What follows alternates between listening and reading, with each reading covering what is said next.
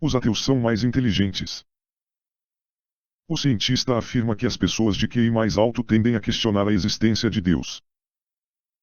O pesquisador britânico Richard Lynn dedicou mais de meio século à análise da inteligência humana.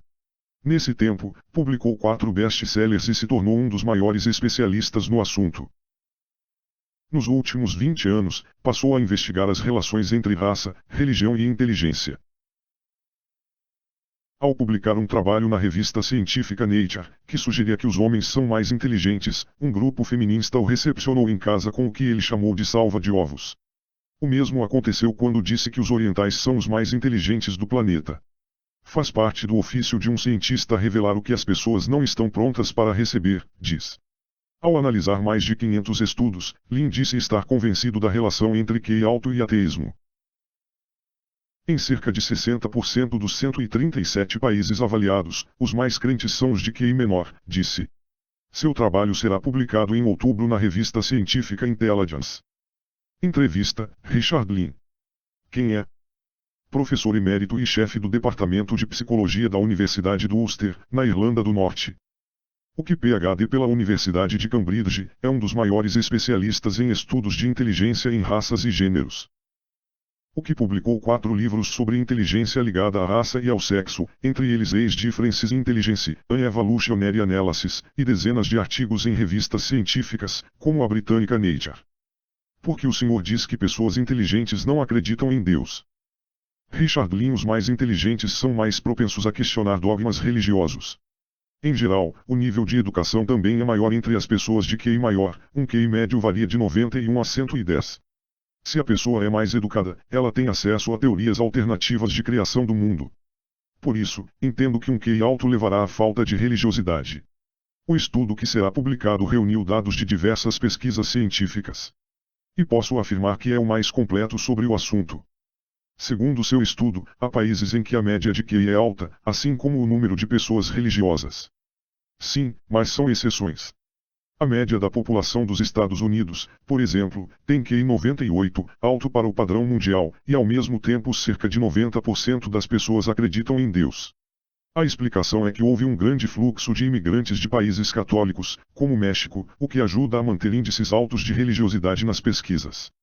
Mas, se tirarmos as imigrações ao longo dos últimos anos, a população americana teria um índice bem maior de ateus, parecido com o de países como Inglaterra, 41,5%, e Alemanha, 42%.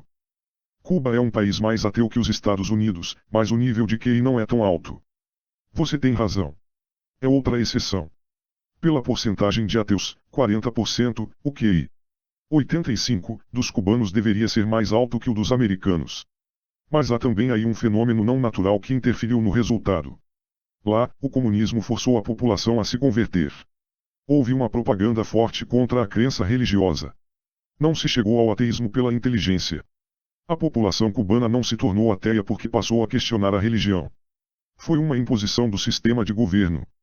E o Brasil, como está? O Brasil segue a lógica, um percentual baixíssimo de ateus, 1%, e QI mediano, 87%. É um país muito miscigenado e sofreu forte influência do catolicismo de Portugal e dos negros da África. Fica difícil mensurar a participação de cada raça no QI atual. O que posso dizer é que a história do país se reflete em sua inteligência. O senhor quer dizer que a miscigenação influenciou o nosso QI? Sim, é uma hipótese em análise ainda. Os japoneses são os indivíduos que na média têm o maior QI, 105, entre as raças estudadas. É mais alto que o dos europeus e dos americanos. Em negros da África subsaariana, o resultado foi 70. Em negros americanos, esse valor é maior, 85. Isso pode ser explicado pelos 25% dos genes da raça branca que os negros americanos possuem. O senhor está sugerindo que índios, brancos e negros têm QI diferente entre si. Exatamente. Isso se explica pela história da humanidade. Quando os primeiros humanos migraram da África para a Eurásia, eles encontraram dificuldade para sobreviver em temperaturas tão frias. Esse problema se tornou especialmente ruim na Era do Gelo. As plantas usadas como alimento não estavam mais disponíveis o ano inteiro, o que os obrigou a caçar, confeccionar armas e roupas e fazer fogo. Ao exercitar o cérebro na solução desses problemas, tornarão-se mais inteligentes. Há também uma mutação genética que teria acontecido entre asiáticos e dado uma vantagem competitiva a essa raça. O senhor chegou a alguma conclusão sobre a inteligência das raças? Sim. Os asiáticos são os mais inteligentes. Chineses, japoneses e coreanos têm o QI mais alto, 105, da humanidade. E isso acontece onde quer que esses indivíduos estejam, seja no Brasil, nos Estados Unidos, na Europa ou em seu país de origem. Em seguida, vêm europeus, 100, e nas últimas posições estão os aborígenes australianos, 62, e os pigmeus do Congo, 54. Se fosse assim, seria mais fácil encontrar um gênio entre os japoneses ateus, não? Não? Os asiáticos têm QI alto, mas são um grupo mais homogêneo. Há menos extremos positivos e negativos. Eu não diria que é mais fácil nem mais difícil. Na verdade, não sei.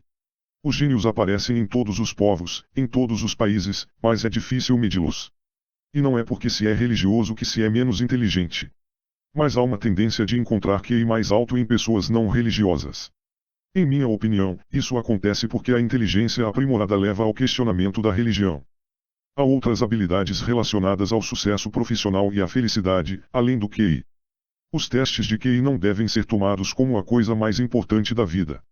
Há muito de cultural nesses testes. E isso se reflete no mau desempenho de tribos rurais. Há também a tão alardeada inteligência emocional e uma série de características sociais que geram vantagem nos tempos modernos. Mas insisto que o QI é um item fundamental para medir a inteligência de uma pessoa. Que outras conclusões podemos tirar a partir do teste de QI? Inúmeras. É uma área de estudos muito produtiva hoje em dia. Acredita-se que pessoas com QI elevado tenham menores índices de mortalidade e menos doenças genéticas. Aparentemente, há uma relação forte entre saúde e QI alto. Os indivíduos mais inteligentes também apresentam menos risco de sofrer de depressão, estresse pós-traumático e esquizofrenia.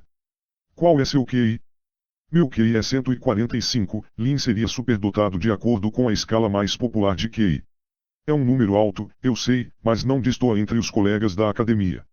A que ponto IS mais altos que o meu na Academia de Ciências dos Estados Unidos? Mas lá também vale a regra. O número de ateus chega a 70%. Como o senhor vê o papel da religião na sociedade? A religião é um instinto, o homem primitivo tem crença religiosa e isso, por algumas razões, se manteve até hoje. Mas, acredito, somos capazes de superar isso com a razão.